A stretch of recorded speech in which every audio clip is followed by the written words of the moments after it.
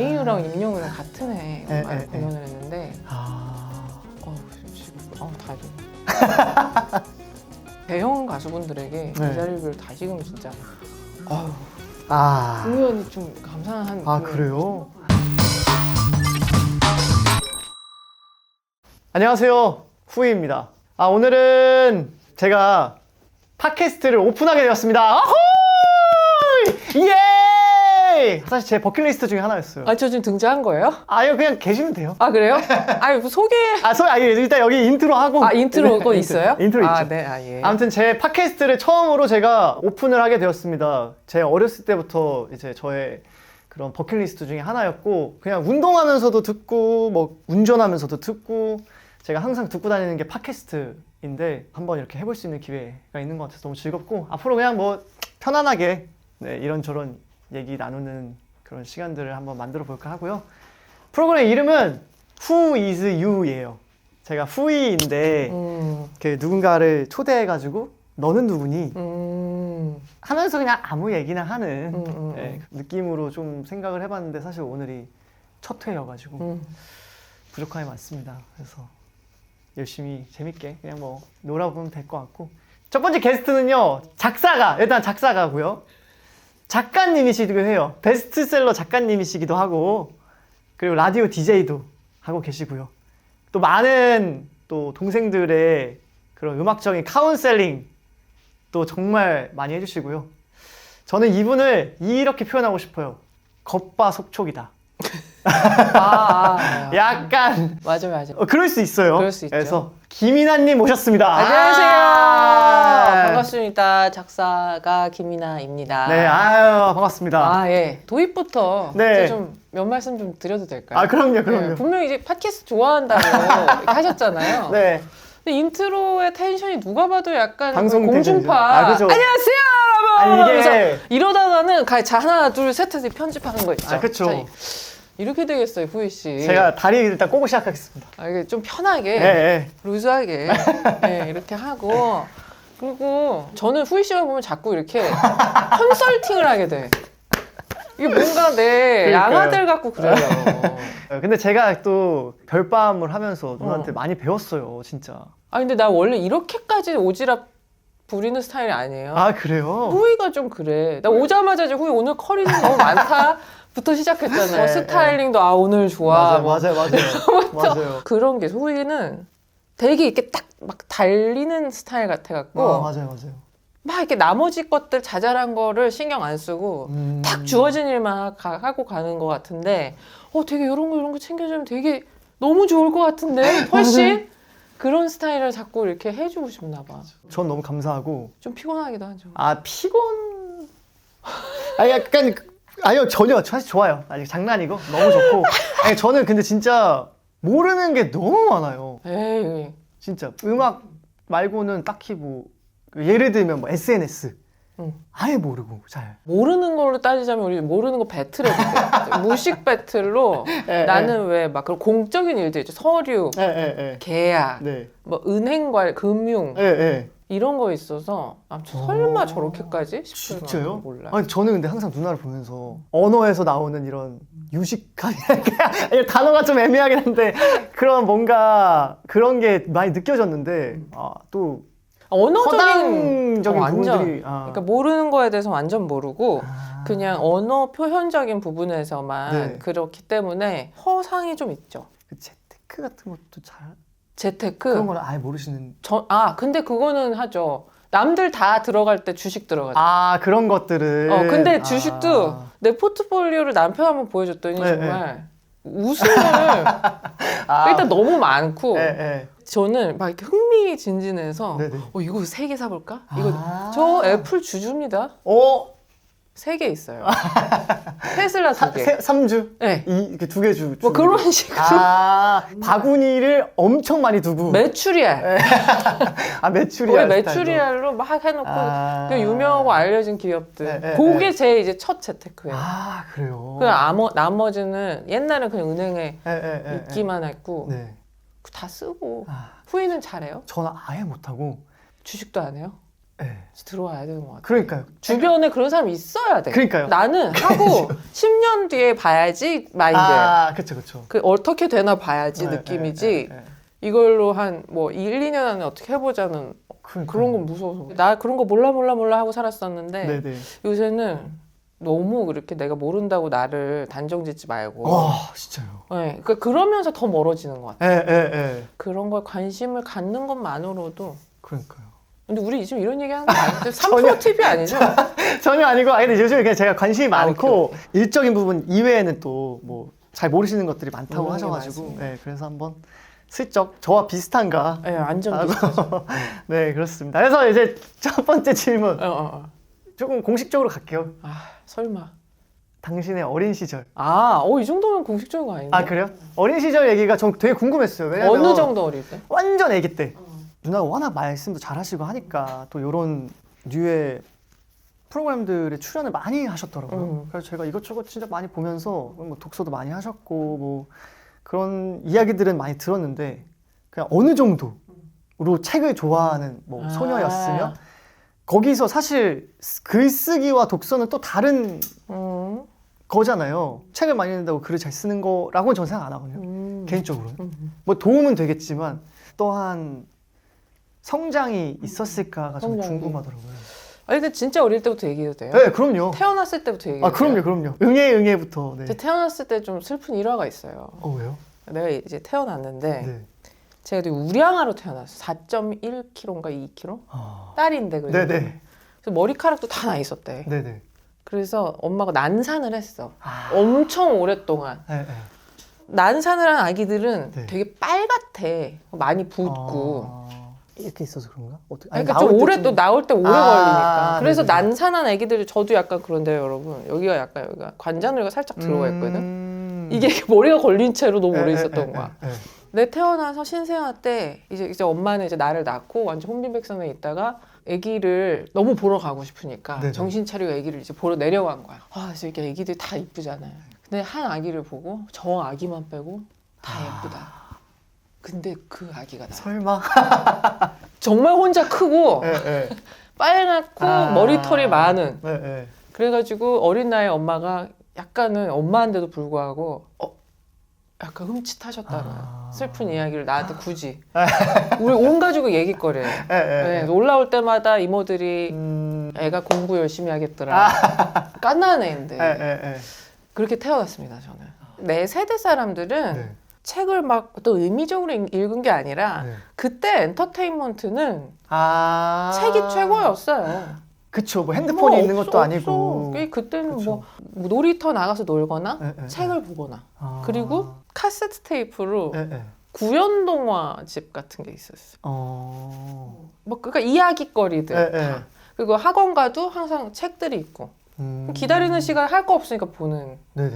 글자를 좋아했던 거는 같아요. 그래서 집에서 못 읽을 때부터도 자꾸 이렇게 이걸 읽는 척하고 그랬대요. 그냥 펴놓고 잘못된 발음으로 뭐 이러면서. 그게 뭔 어떤 행위인지는 흉내를 내고 싶었나 보다. 그러니까 할아버지가 항상 신문을 읽고 그러셔갖고. 그래서 근데 책이 재미있긴 했었어요. 난 어릴 때 너무 재밌어서. 그래서 책 좋아하는 사람들은 대부분 그런 기억이 있을까? 이렇게 밤에 몰래 책보다 혼나는 기억. 와. 마치 게임. 근데 커서는 내가 게임에 중독이었거든요. 그러니까 조금 중독형 인간일 수는 있어요. 근데 그게 어릴 때 운 좋게 책이었던 거죠. 잘 걸렸네요, 그래도. 그 시대를 잘 걸린 거지. 그때는 이제 책이 뭐 재밌는 소설들 막 100만 부씩 팔리던 시절이고 학교에서도 몰래 책 읽는 애들이 꽤 있었어요. 좀. 진짜. 와. 그 좋은 시절이라고 볼 수 있지. 그러면 저는 아까 책을 많이 읽는 것과 글 쓰는 게 상관이 있을까 물어보셨지만 유년기 때 읽은 책은 도움이 될 수밖에 없다고 생각하는 게 그 언어와 텍스트를 관장하는 뇌에 어떤 부분이 있을 거 아니에요? 그게 이제 유년기 때 되게 좀 발달을 잘 시켜놓지 않았을까. 재밌는 책들을 좋아했죠, 저는. 소설들, 뭐 판타지, 추리 소설 이런 거 좋아했어요. 그래요? 아기 때부터요? 동화책들 판타지물이 많지. 그쵸. 뭐 백설공주도 판타지인 그쵸. 거고, 그쵸. 뭐 헨젤과 그레텔도 판타지고. 그리고 막 용돈 받으면 서점 가고 싶어하고. 그 도서상품권이라는 게 내가 어릴 때 나왔는데 네. 이제 그게 최고의 선물이었지. 아. 그래서 책을 되게 좋아하긴 했는데 그래서 그때 전체 삶의 총량에서 치면은 아직도 그때 독서량을 넘길 수가 없어. 아, 거의 책을 그냥 뭐 매일 달고 그냥. 저는 왜 그렇게 생각했냐면 저희 집 앞에 도서관이 있었어요. 걸어서 진짜 2분 거리? 저도 거기 살았거든요. 아기 때. 뭐 봤어요 주로? 저는 지금 기억나는 게 고인돌 같은 걸로 이제 뭐 물물교환을 해가지고 막 부자가 되는 뭐 그런 만화책도 있었고. 만화책. 그러니까 저는 경제책을 관심이 많았어요. 어릴 때부터 부자가 되고 싶었던 것 같아요. 대박. 그러니까 막 이야기 책을 본 게 아니고. 저는 만화로 주로 봤는데 그래도 책이랑 친했네. 엄청 친했죠. 일주일에 최소 7권? 지금 빌려서 봤던 것 같아요. 진짜. 그렇게 거의 몇 년을 지냈는데 근데 저는 글쓰기랑은 거리가 멀어서 써봤어요? 가사는 지금도 쓰는데 가사 말고 그냥 써봤냐? 그냥 글이요? 가끔?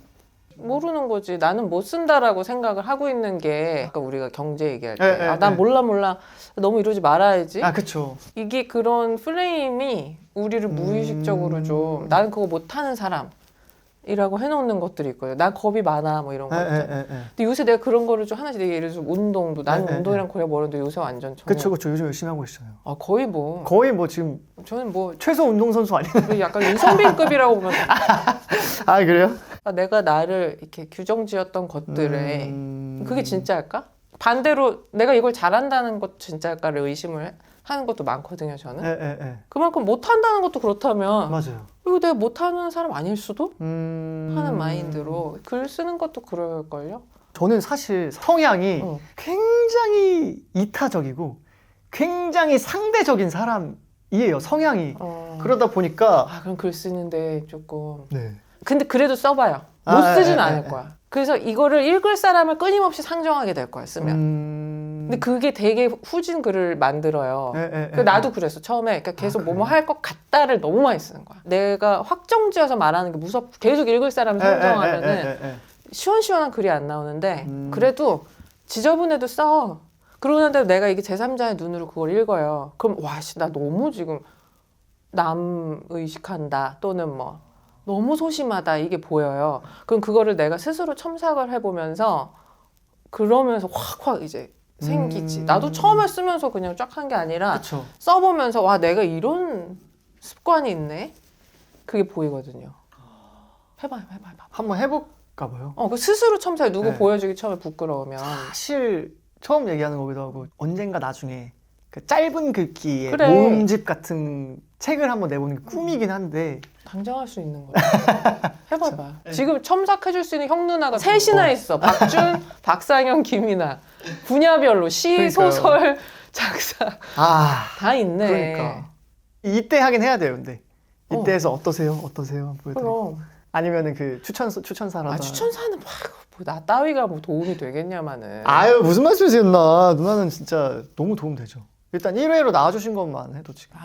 1회라 그래서 나를 왜 1회에 불렀지? 그래요? 왜냐면 저희 이제 회사에서 그 얘기를 하잖아요. 뭐 어떤 분을 모실까부터. 근데 이제 회사에서는 사실 처음에 음악 얘기를 그래도 조금 나눌 수 있는 분이면 좋겠다. 였고 많은 분들 중에 그래도 불안정적인 저의 이 흐름을 그냥 휘어잡아줄 수 있는 분과 함께 하는 게 낫지 않을까. 제가 일단 궁금한 게 너무 많고 항상 그리고 저는 약간 롱토커 스타일이긴 해요. 누구를 만나도 뭐 멤버들이랑 통화를 해도 뭐 진짜 꽂히면 막 1시간 뭐 이렇게 통화하는 스타일이라. 요새는 다시 이런 팟캐스트 콘텐츠들은 옛날과 다르게 아예 그냥 길게 가버리더라고. 그런 것도 많죠. 저도 그래서 누나 거 이번에 많이 봤을 때도 전 되게 딥하게 들어가고 싶었는데 20분 이러면 조금 이렇게 어떤 한 가지만 딱 딥하게 파고 끝! 약간 이렇게 되더라고요. 그래서 1시간짜리 뭐 이런 거 보는 게 더 재밌었던 것 같긴 해요. 그럼 딥하게 또 다음 딥. 다음 딥이요? 자, 다음 딥 갈게요. 궁금한 게 이것도 있었어요. 그 누나가 블로그 하셨었다고. 맞아요. 미니홈피. 미니홈피예요? 그렇지.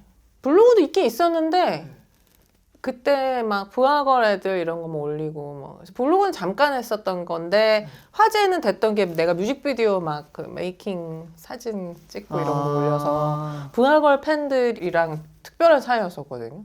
그래요? 그러니까 부하걸 때는 저는 거의 그 매니저였어요 거의. 옷도 내가 사오고 이런 적도 있을 정도로 뭐 소품 준비도 내가 해오고 그리고 현장마다 다 가고 뮤직비디오 현장 따라다니는 거는 당연하고 스텝이 우리가 너무 많은데 그렇다고 해서 왜 큰 대기실을 주지 않잖아요. 그쵸. 옆에 근처에 큰 숙소를 잡아가지고 여기서 있게 해주고 그러니까 엄마같이 부항어는 진짜 그랬었어. 약간 완전 패밀리십이었어요 그때는. 그때 그런 게 가능한 또 시대였었기도 하고 요새는 워낙 이제 다 시스템화되어 있어서 그렇지만 그때 저는 거의 그냥 늘 같이 있었고 애들도 나한테 맨날 언니 애기 새처럼. 아 그래요? 그리고 제가 메이킹도 찍고 막 포샵 이런 것도 내가 다 하고 그래서 메이킹 필름에도 내가 막 찍어주고 같이 크는 느낌이었달까? 그래서 그걸로 블로그를 막 했었어요. 그래서 애들 막 비하인드 왜냐면 내가 하는 게 좋았던 건 다 메이킹이나 포토는 가까운 사람이 하는 게 진짜 좋구나 하는 게 애들이 일할 때 왜 피곤한데 계속 메이킹 찍는다 그러면 좋은 거 안 나오잖아. 맞아요. 잘 안 나오죠. 그 나랑 친하고 이러니까 막 재미나는 거 표정 이쁜 척도 해주고 막 웃긴 표정도 짓고 이게 내가 찍을 수가 있는 거지. 그냥 직원분들이면 좀 어려울 수가 있잖아 직원들. 그래서 되게 재밌는 그런 부가 콘텐츠들 떡밥이라고 하죠. 그래서 제가 되게 떡밥의 어떤 권위자였다. 시초. 아 권위자였다. 심지어 내가 이제 부하걸 갤러리에 곤익도 파서. 아 곤익이 뭐예요? 아 이거 또 모르네. 곤익이 뭐야? 고정 닉네임이라는 것도 몰라요? 저 아예 몰라요. 그러니까 제가 아까 말씀드렸잖아요. 저는 그런 거에 아예 문외한이라. 뭐 하다 오신 겁니까? 곤익? 고정 닉네임. 갤러리에 팬 문화가 또 따로 있는 건 아시죠? 뭐 들어본 것 같아요. 이게 진짜 하나 A to Z. 오피셜은 보통 이제 카페나 그쵸? 이런 데 있고 맞아요. 이렇게 익명으로 해서 이게 근데 조금 더 접근성이 좋죠. 카페는 막 룰도 있고 규칙도 그쵸. 엄격하고 요즘은 좀 많이 무서워진 것 같은데 요즘에요? 그곳이 부하걸 갤러리는 되게 유순했어요. 유순하고 일단 막 몇만 명 있고 이런 건 아니니까. 그리고 거기가 이제 자료 올리기도 쉽고 하니까 이제 거기다가 이제 올려주면 거기가 소스가 이제 오픈 소스가 되는 거니까 카페에서 퍼가기도 좋고 그러니까 좀 카페에다 올리면 그거를 왜 다운도 안 되고 근데 나는 이제 오픈 소스로 주는 그런 떡밥들이었어요. 거의 마케터 아니에요 그런데? 그러니까 약간 어둠의 마케터. 약간 뒤에서 그냥 밀어주는 팬들 코어 팬들 사이에서 재밌게 놀 수 있는 정도의 것들을 던져주고 그런 유대감이 되게 좀 있었어요. 그때 블로그를 한 거야. 아 그래요? 그러니까 저는 이걸 여쭤본 이유는 사실 그냥 이 가사를 쓰게 된 계기를 제가 막 찾아봤을 때 미안해 또 딴 얘기로 한 거야. 아니요 괜찮아요 전혀 진짜 그건 싸이월드 얘기야. 그건 싸이월드고 이제 누나가 말씀하신 그 블로그라고 근데 결국에 일맥상통한 이야기인 것 같아요. 왜냐면 블로그를 하면서 결국엔 누나가 그 내가 네트워크라는 회사에서 작사가로 완전 선배님들 노래 다 쓰시고 거의 그때 한참 같이 할 때죠. 그러면서 많이 성장도 하신 거니까. 성장했고 미니홈피는 그거에 내가 막 하고 있었는데 김명석 작곡가님이 그거 보고 혼자 뭘 써놓는 걸 좋아했었거든. 그리고 노래를 하나를 좋아해도 이 노래 좋아가 끝이 아니라 이게 왜 좋은지를 말도 안 되는 얘기지만 나 혼자는 짐짓 심오하고 딥하게 가사가 어떻고 뭐 어쩌고 저쩌고 이걸 막 써놓는 걸 좋아했었어요. 진짜요? 그리고 아카이빙을 하고 그런 걸 좋아했었어요. 그래서 김영수 작곡가님이 내가 쓴 글들의 톤을 보고 가사를 쓰면 잘 쓸 스타일이다 해서 이제 제안을 해서 작사가가 됐어요. 신기한 것 같아요. 그때 당시에 누나가 작사가 꿈이 전혀 아니었어요. 그러니까 작사가 꿈이 아니었고 전혀 뭐 아니었어요. 음악을 전공한 것도 아닌데 음악이 취미로서 너무 좋아서 그냥 듣는 거를 좋아했고 남들 다 음악 좋아하니까 좋아하는 정도라고 생각했는데 나는 그때도 그렇고 지금도 그렇고 약간 와인으로 치면 소믈리에 같은 역할 있잖아요. 그거를 되게 하고 싶은가 봐. 이게 좋은데 이게 왜 좋은지를 되게 상세하게 알려주고 싶은 또는 내가 이걸 왜 좋아하는지를 상세하게 막 설명하고 싶은 욕구가 강해. 내가 왜 윤상의 이 곡이 좋은지 뭐 이런 거가 좀 강해서 그런 게 있었기 때문에 저는 꿈이라고까지는 아니지만 방향 같은 거를 있었던 거는 회사 다닐 때 나중에는 음악 관련 일을 회사 해보고 싶다. 다니고 싶다 해서 막 이력서도 많이 내고 했었어요. 다 안 돼서 그렇지.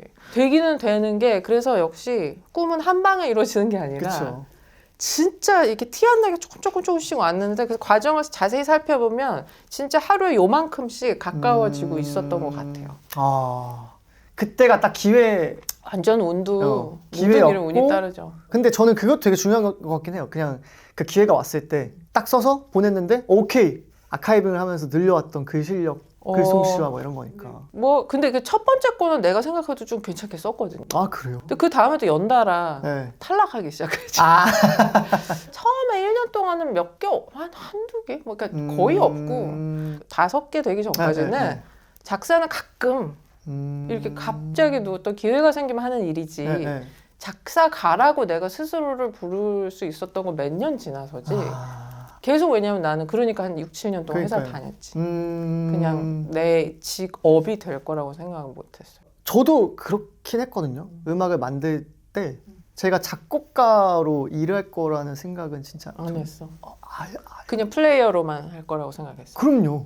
제가 그동안 연습생을 거의 한 8년을 했는데 그 와중에 작곡 관련된 저의 어떤 포커스는 뭐 한 1년이 채 안 되는 것 같아요. 1년 반? 아, 진짜? 1년 정도. 근데 이제 우연치 않게 저보다 노래가 더 유명해져 버리는 독특한 사건이 일어나면서 그러면서 이제 저도 우연치 않게 누나랑 그러니까. 비슷하게. 근데 저도 그 음악이 발매가 되고 에너제틱이라는 노래가 뭐 됐어도 제가 막 어디 가서 작곡가예요라고 말하는 것 자체가 되게 부끄러웠고 그냥 그 시기가 저도 있었던 것 같아요. 누나 비슷하게. 예. 간간히 들어오면 일도 하고 곡도 쓰는데 그렇다고 내가 작곡가라고 뭔가 맞아. 내세우기는 그런 게 좀 있지. 예, 아직은 좀. 지금도? 지금은 사실 지금 바로 뒤로 누워버려. 지금은요. 지금은 난리 났지. 가끔씩 또 뭐 전화도 오시고 아유, 노래 좀 난리 달라고. 났지 지금. 근데 뭐 누나에 비하면 뭐. 굳이 뭐 난 지금 세월이. 그럼요. 사실 근데 뭐 비교가 정령만큼 오래 살았기. 비교가 말이 안 돼요. 아무튼 근데 그래서 저는 궁금했던 게 퇴사를 하셨잖아요. 딱. 그냥 진짜 오케이. 이제 되겠다. 되겠지. 그 타이밍에 딱 하신 거예요, 그러면? 그러니까 이게 두 가지가 물렸어요. 일제 트리거는 내가 이제 회사 생활 되게 열심히 하는 스타일이었어. 관리자까지 나를 보는데 굉장히 흡족해할 스타일의 신입 사원이었지. 막 밤샘도 하고. 굳이 그럴 필요 없는데 굳이 그런 것도 있어. 사실 그 열심히 일하는 나에 취해 있었던 것 같아요. 그 대리까지는 회사에서 진짜 나는 진짜 이 업계에서 한 획을 긋겠다 싶을 만큼 컨텐츠 기획 이런 쪽으로 옮기고 하면서 점점 직급도 올라가는데 과장이 되면서부터 벽에 딱 부딪히는 거야. 그러니까 나는 내가 혼자서 나의 실무를 하는 거는 되게 잘해. 내 몸을 혼자 갈아 넣는 거는 잘하는데 이게 뭔가 내가 책임을 지고 누구 이끌어야 사람을 되고 이끌고 업무를 배분하고 막 약간 타 팀과의 뭔가 이거를 해야 되고 뭐 어떻게 해야 돼? 손발이 딱 묶이는 오히려 느낌이 그래요? 그래서 나 너무 자신이 없다. 내가 이 자리에 있을 진짜 거의 패닉 상태였어요. 막 팀장 이런 거 달았을 때 내가 이 자리에 어울리는 사람인 척을 계속 하면서 출근을 했었던 것 같아. 그래서 계속 그 살얼음판 위에 있는 기분이었는데 그때쯤 이제 저작권이 마치 올라와 준 거지. 나는 이 회사에서는 여기까지인 것 같다. 회사에다가 그때 그렇게 얘기했어요. 저희가 기대하시는 만큼의 일을 제가 할 수 없는 사람인 것 같아. 죄송하다고. 안 잡으셨어요, 근데? 그렇게 열정을 태워서 또 회사에서 일하는. 근데 사장님도 조금 사실 그건 그래라고 속으로 생각하시지 않았나. 내가 대리 때 나의 모습을 보고 스카웃을 하셨었던 거예요. YG에서. 근데 막상 얘를 팀장을 앉혀 이렇게 보는데 누나 A&R로 일하셨어요? A&R. A&R로 일하셨을 때.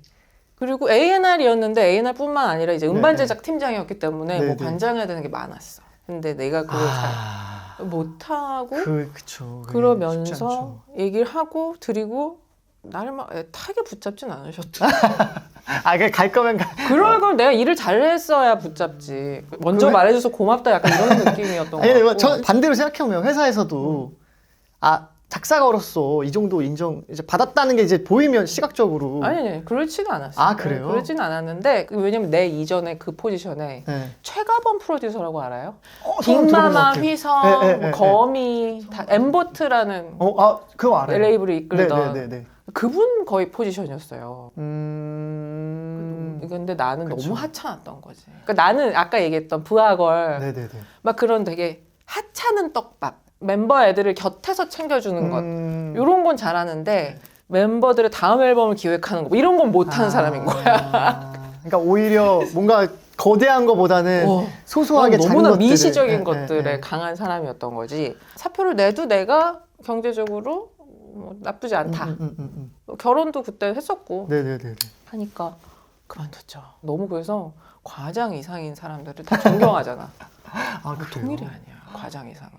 진짜 제일 억울한 그 자리에서는 뭘 잘해도 티가 안 나. 내가 조금 빠뜨린 건 티가 겁나 나. 그래서 그런 선택의 기로에 섰고 뭔가 선택을 하고 나서는 불안함이 오히려 더 커질 수도 있는 거잖아요. 그래서 나는 그 불안은 지금도 불안하기 때문에 그냥 언제나 불안해. 그러니까 내가 언젠가부터 인정을 한 건 기질이라 지금도 뭐 사실 객관적으로 봤을 때 불안하면 이상한 건데 그쵸. 그냥 내 불안은 마치 내가 만성 위험 같은 거야.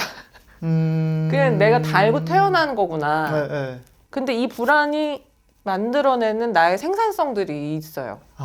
뭘 자꾸 하게 하는 것도 있고 네네. 불안하기 때문에 자꾸 상상을 하고 그러기 때문에 뭘 쓰기도 하는 거고 그치만 계속 불안은 해요. 그 당시에나 그래요? 지금이나. 저도 요즘에 가끔씩 이렇게 뭐 선배들이나 제 형 누나들한테도 제가 보기에는 너무 탄탄하고 그렇지. 흔들림이 없을 것 같은데 뭐 혹시 형도 이러세요? 뭐 누나도 이러세요? 다 똑같으시더라고요. 그게 전 너무 신기했어요. 근데 사실 스님 정도한테 여쭤봐도 네. 그럼요 뭐 이렇게 얘기하시는데 내가 어릴 때 볼 때는 사회적 어떤 경제적 성공을 두고 쟤는 저렇게 버는데 왜 이렇게 열심히 하지 이렇게만 봤다가 네. 나이가 들고 나서는 쟤는 저만큼 인정 받았는데도 왜 그러지가 그 다음 퀘스천이었고 네. 나름대로 내가 원하던 것 이상을 이뤘는데 왜 나는 불안하지 생각했을 때 내가 나를 믿는 게 제일 힘든 거지. 이게 되게 양가적이에요. 어떨 때는 내가 봐도 난 너무 잘 써. 네. 어떨 때는 다 운빨 같은 거야. 아, 그게 계속 왔다 갔다. 이거 뭐 이런 말씀 드릴 다 드려요. 그럴까요? 이제 안 쓰셔도 되지. 괜찮은 거 아니에요? 그거 정확히 그거 안 네. 써도 되라고 내 스스로한테 계속 얘기해. 네. 근데 안 쓰면 초라해질 것 같은 거야 내 스스로가. 내 가치가 이게 인간의 네. 아주 고질적인 삶이 지옥이라는 어떤 원흉 아닐까 싶은 게 내 가치를 그냥 존재 그대로서 인정을 하는 것은 거의 수행을 해야 할 수 있는 일이고 그렇지 않으면 그래 내가 그래도 이걸 할 수 있는 사람이야가 계속 증명이 되지 않으면 그게 어떤 사람 그걸 연애로 풀어요 어릴 때 누구한테 사랑을 받음으로써 그걸 내 가치는 어릴 땐 부모님의 칭찬 뭐 이런 거일 수도 있고 어떤 계급일 수도 있고 군인 사이에서는 그러니까 이게 프리랜서들은 계속 이제 일을 하고 퇴직을 하고 우울해지는 어른들이 많은 것도 어떤 나의 사회적 쓸모가 없어질 때 그 공허함과 불안함 때문이 아닐까. 너무 당연한 지금의 어떤 시간들이 흐르고 있다고 생각하는데 저는 뭔가 앞으로 너무 달려나갈 게 많고 그렇지. 뭐 해야 될 것도 많은데 근데 이제 그냥 제 입장에서 그래도 불안하지. 후이도 지금 불안할 저는 때죠. 너무 불안하죠. 전 매일 아침에 불안해요. 불안하고 나는 맨날 후이한테 그래도 너만큼 오는 거는 남들이 봤을 때 진짜 저 꼭대기에 보이지 않는다라고 얘기하지만 그래도 솔직히 알지. 아이돌 하고 나서의 어떤 솔로로서의 행복 그때의 그 어떤 그 망망대에 서는 것 같은 기분. 그렇죠. 맞아요. 그거는 내가 감히 나는 그 정도의 망망은 겪어보지 않았을 수도 있어. 나는. 저는 요즘에는 그래서 그런 생각을 안 하고 하루하루 살려고. 내 올해 모토가 하루살이야. 그래요? 그래야 조금 덜 불안할 것 같더라고요. 맞아. 네. 하루하루 사는 것과 엄마 자주 보는 거나 딱 두 개를 정했거든요, 이번에. 저도 올해가 딱. 진짜? 왜냐면 마침 저희 어머니께서 너무 귀여우신 게 연락이 오셨어요. 불과 며칠 전에.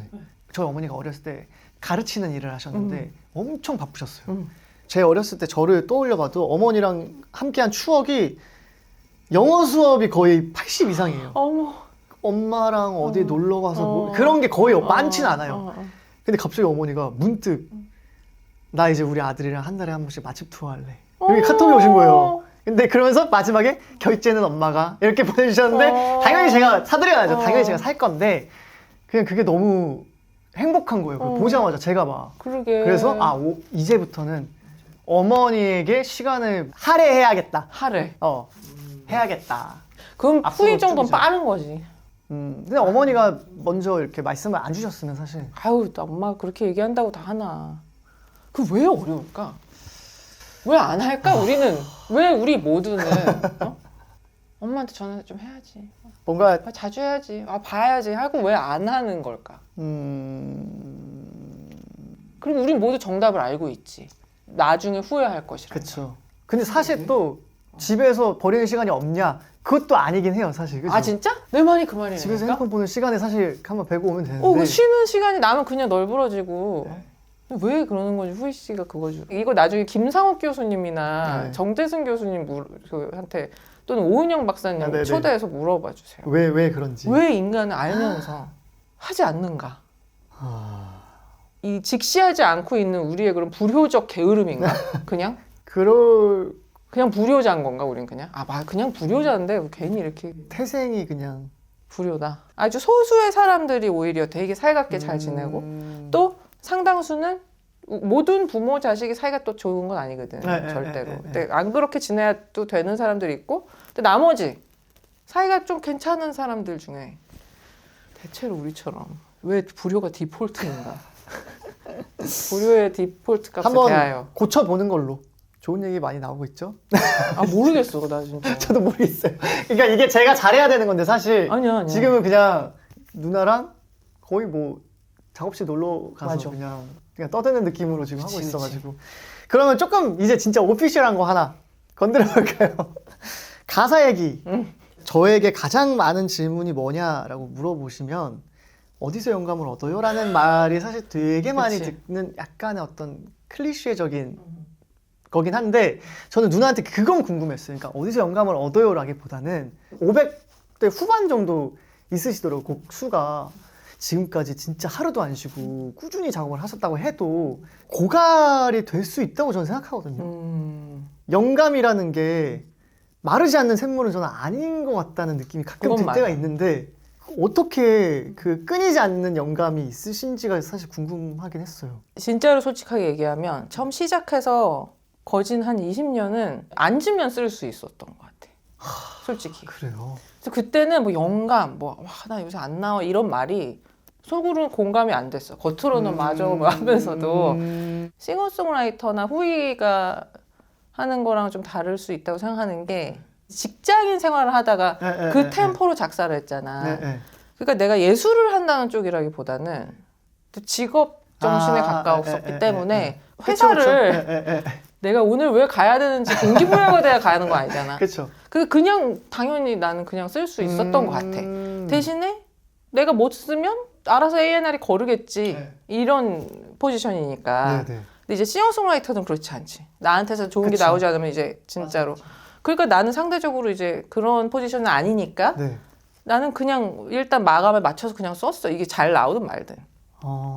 그래서 그게 오히려 근데 그렇게 하는 게 나한테는 좋은 훈련이 계속 되어졌던 것 같고 그러니까 15년 정도 그렇게 쓴 것 같고 지난 한 몇 년은 앉는다고 나오진 않아. 그래요? 꽂혀야 나오더라. 그게 드디어 이제 왔어요, 나도.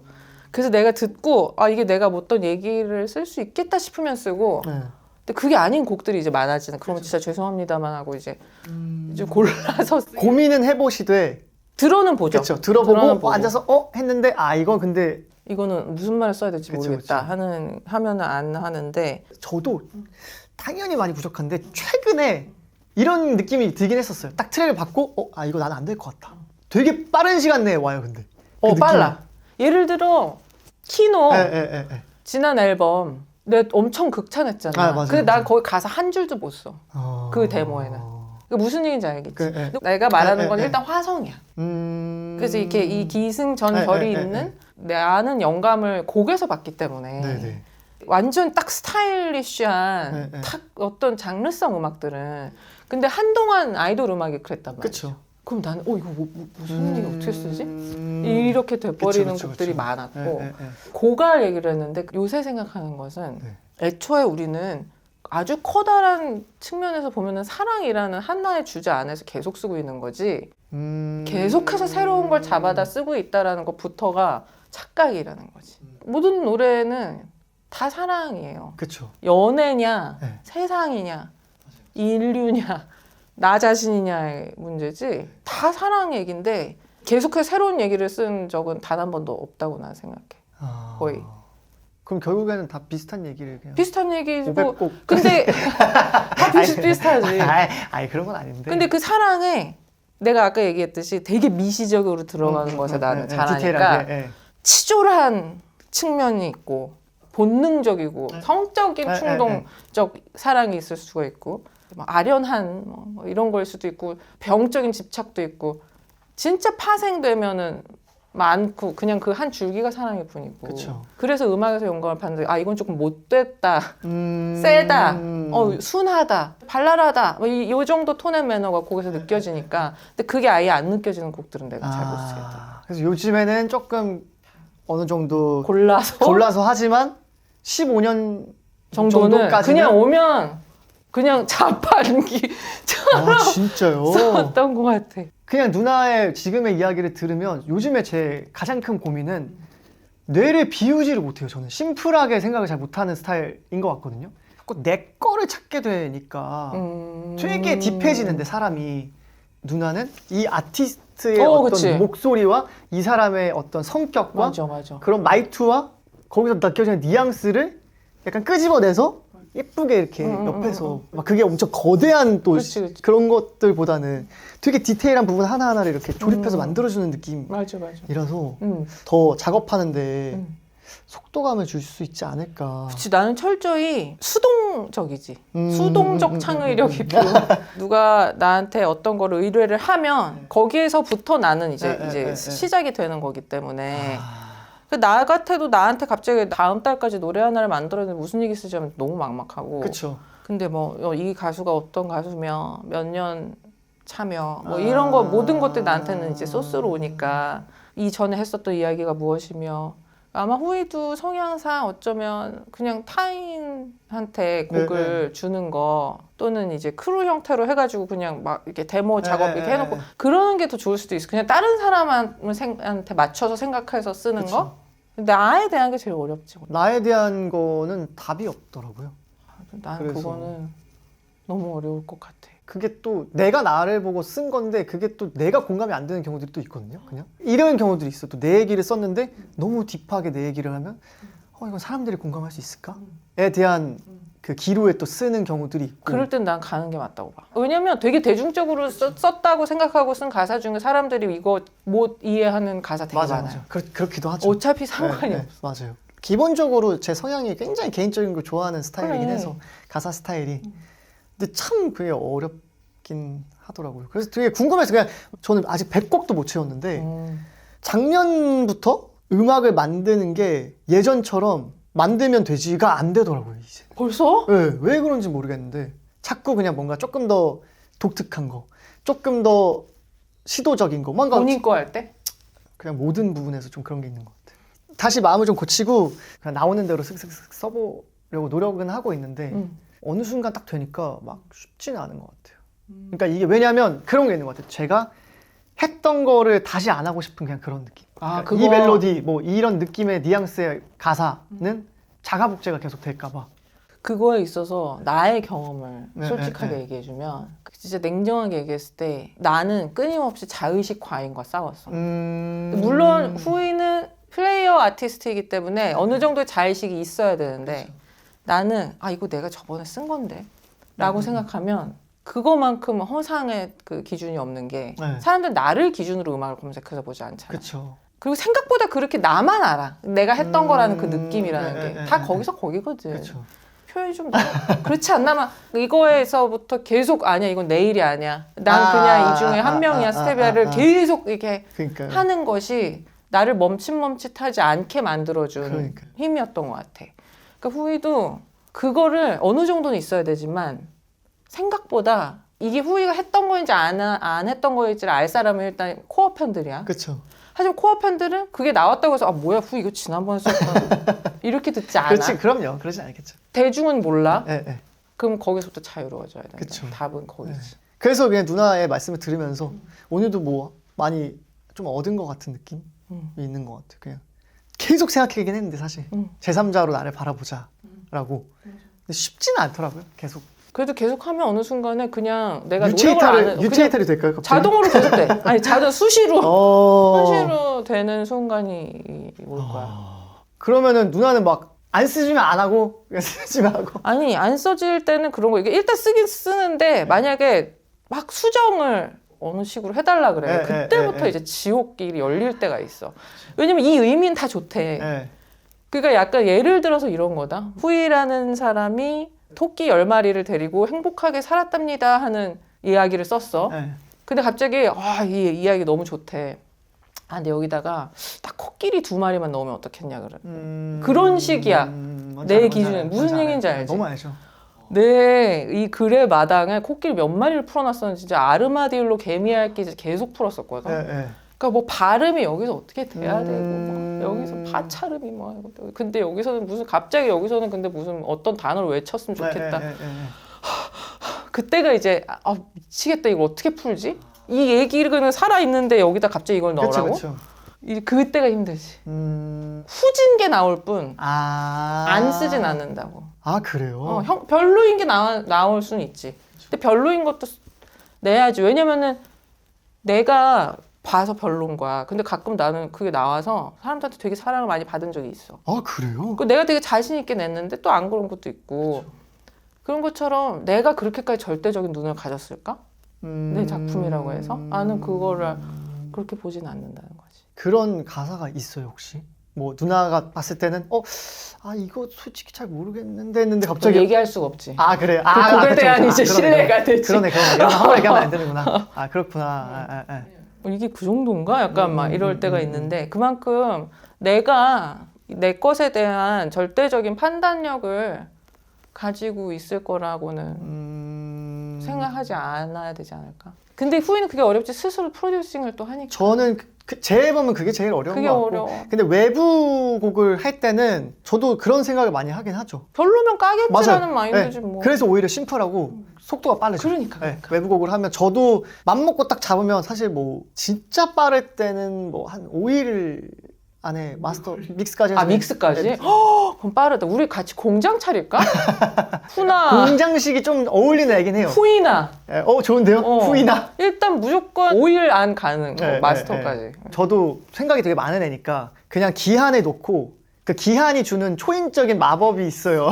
진짜 언제까지 여기 기댈지 모르겠지만 있어요. 진짜 있어요. 그래서 그냥 뭐 5일 안에 뽑아야 된다면 뽑히는 그 특별한 마법이 있고 그게 오히려 저는 사람을 좀 심플하게 만들어주는 효과가 있는 것 같아서. 급기야는 실제 마감이 아닌데 나의 스스로를 속여서 급기야 날짜를 속이면 안 되게 약간 게임처럼 라디오 할 때 이제 게스트 없는 날 곡이 뭐 2개씩 나오고 이럴 때 있잖아.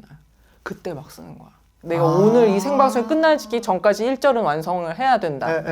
왜냐면 실제로 그런 적이 있어. 몇 시간 수정을 해야 된다 보내달라. 그래서 그렇게 혼자서 어떤 미션을 정해. 그럼 나와. 세상 모든 일이 근데 전 다 그런 것 같아요. 맞아. 우리는 생각보다 뭐가 있어. 음악 얘기는 아닌데 이제 워터밤이 잡혔을 때가 있었어요. 재작년에.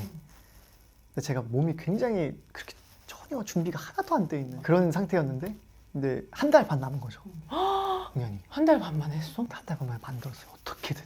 그래서 어느 정도로 제가 했냐면 그 레그레이지라고 이제 복근 이걸 너무 많이 해서 여기 고관절에 염증이 생긴 거예요. 레그레이지를 너무 많이 해서 그래가지고 병원에 가가지고 여기 이렇게 충격파 치료받고. 어머. 근데 이게 사람이 호랑이 굴에 들어가도 정신만 차리면 산다고 어떻게 되더라고요. 한 달 반 만에. 그때 당시에 제가 굉장히 존경하는 그 안무 단장님께서 그런 곳은 무대 위에서 있는 너가 이 페스티벌에 어울리는 OOTD를 맞춰줘야 된다. 무조건. 그치. 거기서 너가 막 옷 입고 정장 하는 거는 3피스 입어. 이게 이상하다. 그건 진짜. 몸이 좋고 안 좋고가 중요한 게 아니라 그치. 로마에 갔으면 로마법을 따르는 거다. 박상영도 벗어야 되는 거야. 박준도. 그때 이후로는 그래도 좀 상탈이 편해진 거 아니야. 그래서 별밤에서도 가끔 이렇게 사람들이 못 봐서 그렇지. 후이 이렇게 상탈하고. 그러니까 녹음할 때도 상탈하고 항상 하고 있어서 좀 부담스럽더라고요. 갑자기 막. 제가 되게 궁금했던 게 또 이제 작사가로 전향도 했고 노래를 막 냈는데 와 이건 진짜 히트다 했던 노래가 있을 거 아니야. 첫 노래 이게 애매한 게 머스트 헤브 러브랑 퍼헵스 러브인데 머스트 헤브 러브도 히트를 쳤지만 그 약간 해가 거듭될수록 더 그런 것 같고 퍼헵스 러브가 아무래도 나라는 사람이 작사를 하고 있다고 업계에도 알려지게 해준 그러니까 업계에 알려져야 되잖아요. 그쵸. 우리는. 맞아요. 그게 중요하죠. 신인일 때는 특히 이제 나는 작사가만 하는 사람이니까. 근데 그 퍼헵스 러브 그 OST가 나오면서 그 노래가 되게 잘 되면서 내 이름이 뜨면서 업계에도 조금 나랑 일을 안 하던 작곡가들한테 하나둘씩 연락이 오기 시작할 때 그때 너무 짜릿했어. 그때 막 이제 올 때마다 와 진짜 막 김도훈입니다. 우와 막 근데 이렇게 막 초연한 척하면서 유명한 작곡가들 이제 완전 거의 약간 도장 깨기인데 혼자만의 도장 깨기 느낌으로 이 사람도 전화왔다 이 사람도 전화왔다 점점 오기 시작하면서 그때부터 이제 순차적으로 가면서 막 그렇게 다 전화 오기 시작한 건 아브라카다브라 이후였던 것 같은데 그때 너무 짜릿했어. 그 당시에 막 활발히 활동하던 작곡가들이랑 진짜 다 해봤던 것 같아. 그 첫 히트곡인데 벌써 그거를 딱 터졌을 때 그게 차트에서 잘 된 거였나? 벨소리 이런 거였나? 뭐 미니홈피 BGM 차트는 그때 뭘 기준으로 봤어야 되는지 모르겠네. 그때면은 벅스? 뭐 그런 것까진 모르겠는데 아무튼 근데 되게 히트곡 막 여기저기서 나왔지. 그러니까 길 가다가 나오는 노래. 그러니까요. 누군가 벨소리로 해놓는 노래? 막 이런 느낌. 길을 갔는데 갑자기 저기서 내가 쓴 가사가 너무 이상했지. 가서 막 얘기해주고 싶었지. 이거 내가 쓴 거라고요? 그때 기분 진짜 이상했어. 저도 근데 그랬던 것 같아요. 이상하지. 진짜 이상했어요. 믿어지지가 않았던 것 같아요. 사실 실감이 아예 안 났던 것 같아요. 나는 처음에 이게 크레딧만 찍혀 있는 것만으로도 이상했었는데 이게 작사에 그 CD에 그 내지에 근데 이제 길에서 나온다? 와 씨. 너무 이상했지. 그때 당시에 이제 저는 멜론이 한창 잘 될 때니까 1등. 인데 전 차트가 다 드르르르 올킬에 그리고 유지도 되게 오래됐잖아. 네 맞아요. 약간 지긋지긋할 만큼 오래 있었지. 그 정도는 아닌데 얼마나 따뜻했을까. 차트 안에는 오래 있었고 1등은 모르겠는데 근데 이제 하늘을 나는 기분이었던 것 같긴 해요. 맞아. 사실. 근데 그게 무섭기도 했고 오히려 그럼 되게 건강한 거야. 그럴 때 하늘을 나는 무서우면. 기분이요. 누나는 어떠셨어요 그때는? 무섭진 않았어요? 퍼헵스 러브 때? 방송인으로서 이제 막 알려지기 시작할 때가 무서웠지. 노래는 되게 기고만장했을 때는 그래요? 탑 10에 내가 쓴 게 막 4-5개가 있는 거야. 멜론에. 멜론은 내 지분이 몇이야? 이러면서 와. 그랬었는데 사람이 정신적으로 쇠약할 때 기고만장도 해지는 것 같아. 그때 내가 정신적으로 되게 피폐했을 때인데 인성도 건강과 함께 가는. 왜냐면 되게 이게 정신을 똑바로 차리는데 체력이 엄청 들잖아. 그쵸. 다정하면서 맞아. 체력이 들고. 그쵸. 그때 되게 안 좋았어 여러모로. 일은 잘 되는데? 일은 엄청 잘 되고. 그래요? 왜? 왜냐면 그때 작사가니까 계속 작업실에서 해도 안 보고 작업실도 막 독서실처럼 해놨었거든. 너무 약간 작업에 몰두해서 그러니까 사람 안 만나고 아플 수밖에 없는 환경을 내가 만들었죠. 저도 뭐 그렇게 해본 적도 있고 하니까. 지금 생각해보면 과거에 나한테 미안하지만 지금 고맙지. 지금의 삶을 좀 더 내 젊음아 미안하다. 그래도 난 지금 잘 산다. 그래서 제가 다음으로 준비한 게 누나의 어떤 지금의 삶을 그래도 편안하게 만들어준 노래 이상형 월드컵 같은 거 한번 살짝 해볼까 오케이. 해서 그냥 준비해왔습니다.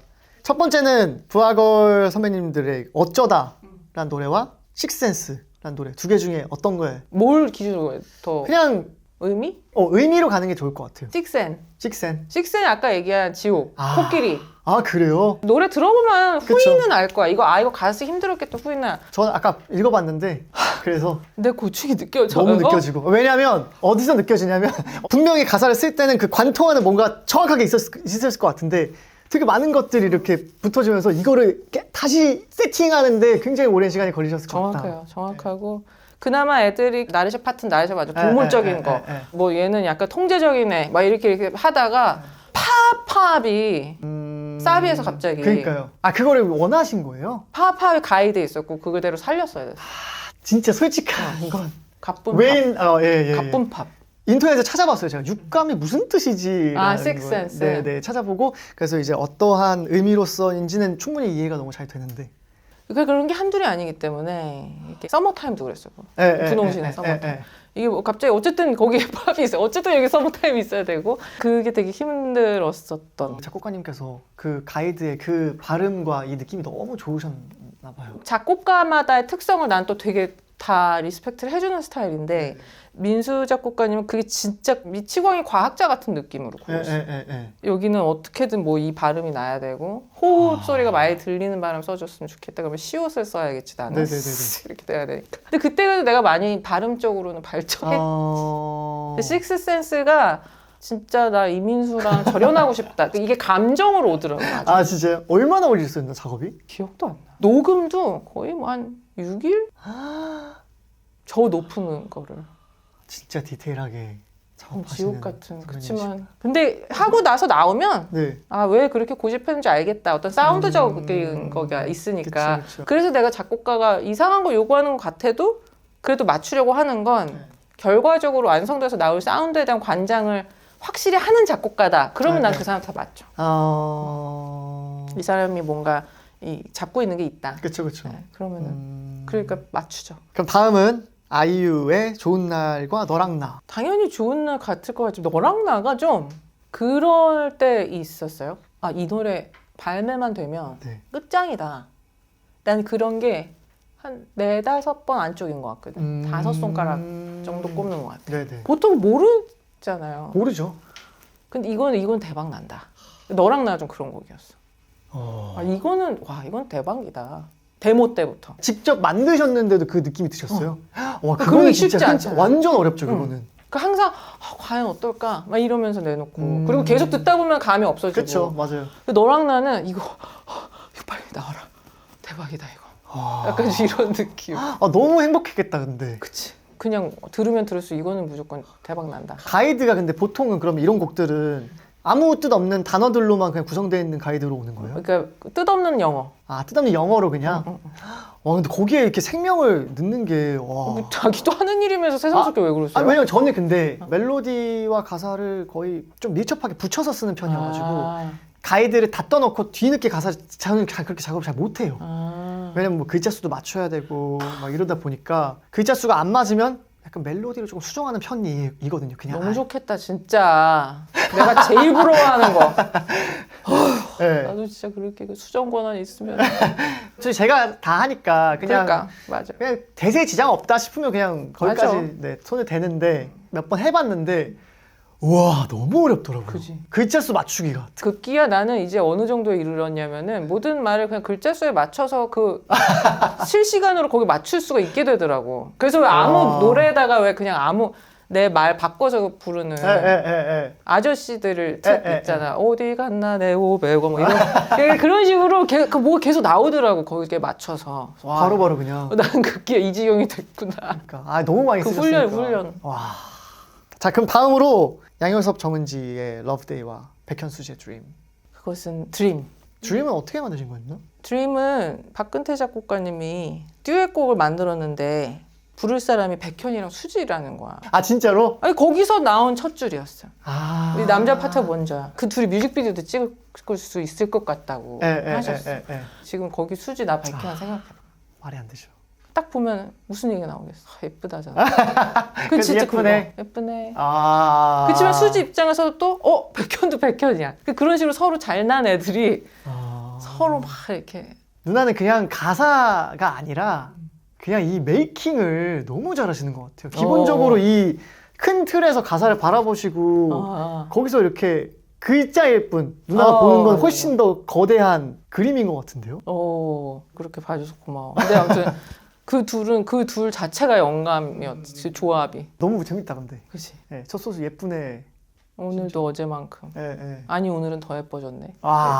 수지도 만만치 않아서 잘 안 넘어가고 막 약간 이런 느낌. 팽팽하게. 다음으로 나르샤의 삐리빠빠와 러블리즈의 캔디 젤리 러브 라는 노래. 아니 그 둘을 붙여놓은 거는 약간 거의 후이와 키노의 차이 아니야? 그렇긴 해요. 그렇긴 한데 삐리빠빠는 어떻게 내가 이게 유기할 수가 없지. 그것도 마치 가인의 피어나처럼 삐리빠빠도 나르샤니까 지금에서라도 가끔 이렇게 재조명이 되잖아. 그렇죠, 맞아요. 그 나르샤 했던 무대와 뮤직비디오. 그때 부하고는 나한테는 정말 얘는 한 명 한 명이 이 포텐이 맞아요. 와 진짜 그쵸. 할 때마다 현장에서 반했었어. 진짜. 너무 잘해가지고. 삐리빠빠도 그랬었지. 막 이렇게 말도 안 되게 막 분장에 가까운 거를 하고 네. 노래를 처음 듣는데 가이드부터 그 삐리빠빠 삐리빠빠 그게 돼 있었어. 아, 가이드에서부터 있었어요? 가이드부터 있었어. 아, 그 후이는 알 줄 알았는데 그 정도는 가이드지. 그래서 저는 들으면서 어떤 의미일까 이것이라는 궁금증이 있긴 후이 했거든요. 실망인데. 왜냐면 그때 가이드로 어떻게 돼 있었겠어. 나라따따따라따 이렇게 떠 있었겠어. 아니지. 아, 그 왜냐면 몸이 그쵸. 건조한 멜로디인데 보통 그런 거 이제 여흥구라고 하잖아요. 라밤바처럼 이 여흥구가 되게 뭔가 이게 약간 마녀 주문 같고 되게 꽂히는 거야. 결국은 꽂혀가지고 많은 사람들에게 그쵸. 회자되는 곡이 됐잖아. 맞아요. 지금까지도. 그만큼 와 이거 진짜 이상하다 이 노래 뭐지? 근데 이걸 가요로 어떻게 풀어? 약간 그런 곡이었어 그건 데모 때. 이 일렉트로 음악 그쵸. 하는 맞아요. 곡이어갖고 사운드 너무 좋고 똘끼 있는 식으로 풀어보자. 근데 르샤도 나 너무 좋아요. 약간 그쵸. 이렇게 가면 대신에 헤어 메이크업에 진짜 돈을 무지막지하게 썼어. 대신. 아, 그래요? 프로듀서의 권한으로. 왜냐면 이 우스꽝스럽지 않고 좀 네. 기괴해 보이게 기괴한데 멋있는데 약간 이렇게 하고 싶어서 미술을 했지. 거기까지도 누나도 많은 부분에서 관여를 뭐 그때는 다 하시고. 뮤직비디오 감독, 나 뭐 헤어 메이크업 스텝부터 그냥 한 팀이었더니. 그 사단으로 거의 움직이는. 그치. 사실은 그 내가 네트워크라는 회사 저도 거기를 갈 뻔했었거든요. 네네네. 대박. 그러면 후이가 삐리빠빠의 주인공이 될 수도 있어. 아니 그렇진. 후이였으면 비리바바로 했을 거야 내가. 사람을 맞춰서 좀 순하다. 비리바바로 가자. 약간 비리비리하기도 하고. 그치. 온순하고. 아니 근데 진짜 그래서 제가 갔으면은 만났을 수도 있겠다, 그치. 뵀을 수도 있겠다라는 생각이 들더라고요. 다음으로 제가 진짜 좋아하는 노래 골라왔는데 박효신 선배님의 숨이랑 히어로 두 곡 중에 아무래도 숨이. 효신이랑 마주 앉아서 한 첫 작업이 숨이었고. 그럼 두 분이서 이렇게 같이 쓰신 거예요? 같이 앉으셔서? 그치. 효신이랑 쓴 건 샤인 유어 라이트 빼고는 다 샤인 유어 라이트는 이제 따로 그냥 의뢰가 들어와서 쓴 거고 그 다음부터 이제 효신이가 연락이 와서 같이 작업하고 싶다 해가지고 이제 마주 앉아서 작업을 하기 시작했지. 그때부터. 이건 어때? 저건 어때? 하면서 그냥 주고받으면서 근데 대화를 많이 하고 그때 숨이라는 테마 자체는 내가 막 안 좋았을 때 경험들 막 과호흡 보고 이랬을 때 진짜 숨만 편하게 쉬는 것 그러니까 그 약간 하루살이 그 세계관도 들어가 있어. 그냥 오늘 하루 그쵸. 딱 하면 된다. 서로 막 힘든 얘기하고 효신 작업실 되게 넓은데 굳이 되게 작은 테이블에 작은 램프 하나 켜놓고 작업을 했었는데 그때에 비하면은 나도 효신이도 되게 밝아진 것 같아. 그때는 둘 다 좀 생각해보면은 좀 그러네. 떠올려보면 그때는 되게 다들 좀 힘들었을 때였던 것 같아. 심적으로. 그래서 가사가 딱 첫 마디부터가 오늘 하루 쉴 곳이 오늘 하루 쉴 숨인가? 숨인가? 오늘 쉴 숨이 먼저 것 같아. 오늘 하루 쉴 곳이 오늘만큼 이렇게 또 하루 살아가. 근데 너무 좋은 것 같아요. 저는 그냥 그런 가사. 고마워. 지금도 작업 중이란다. 그러면 다음 곡으로 넘어가겠습니다. 좀 빠르게 갈게요 이제. 그럼 다음 곡은 시아의 근원 목소리와 써니힐의 midnight 서커스. 미드나잇 서커스. 다 같이 사단. 아, 그 사단 그 그대로. 사단. 그때도 일 때문에 황수아 감독이랑 뭐 뉴욕에서 있었는데 무슨 첼시 호텔인가를 이렇게 지나가다가 크리피한 명소였어. 유명인들이 거기서 그렇게 극단적인 선택을 유명한 작가, 뮤지션들이. 그래서 너무 무서운데 그걸로 인해서 관광객들이 찾는 곳이 됐다는 거야. 그래서 들어가 봤는데 와 이게 막 또 상상이 되는 거지. 파워앤. 여기 그 밤에 귀신이 나와도 막 그 엄청난 사람들이 나오는 거야. 생각하면은 어마어마하잖아. 어마어마한 레전드 뮤지션들과 막 그런 사람들이 작가와 그런 미드나잇 서커스라는 테마가 나오고 그래서 잠깐 밤에 모여서 노름마치라는 표현이 거기 나오는데 그 예인이라는 옛말이더라고요. 막 이렇게 줄 타고 놀고 우리나라로 치면 그래서 밤에 쫙 몰려서 그런 고개하고 막 그런 서커스단 같은 사람들이 모였다가 아침이 되면 팍 사라지고 신기루처럼 근데 약간 그 연예계 느낌 약간 내가 울 때 네가 웃는다 뭐 이런 게 서커스이기도 하지만 되게 고통스럽게 된 작업물이 엄청 사랑받을 때 있고 그렇잖아.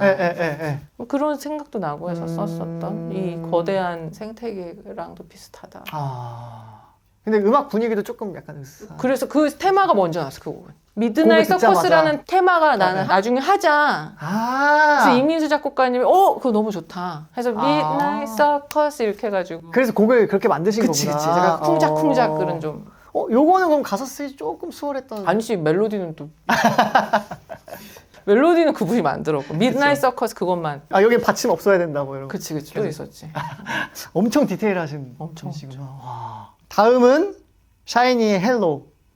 김범수의 나타나. 김범수 나타나가 OST 중에서도 좀 결정적인 역할을 그쵸? 하는. 네. 그때 나타나 말고 더 인기곡들은 많이 있었는데 네. 한 4회까지 대본을 받을 때가 있거든 OST. 네네. 보통 그거 다 안 보는데 그때는 이제 봤어. 그래서 이 부분에서 깔린다라고 하는데 네. 그때 이제 현빈이 본캐로 등장하는 씬, 백화점 사장이라는 정체가 드러나는 씬이었던 거야.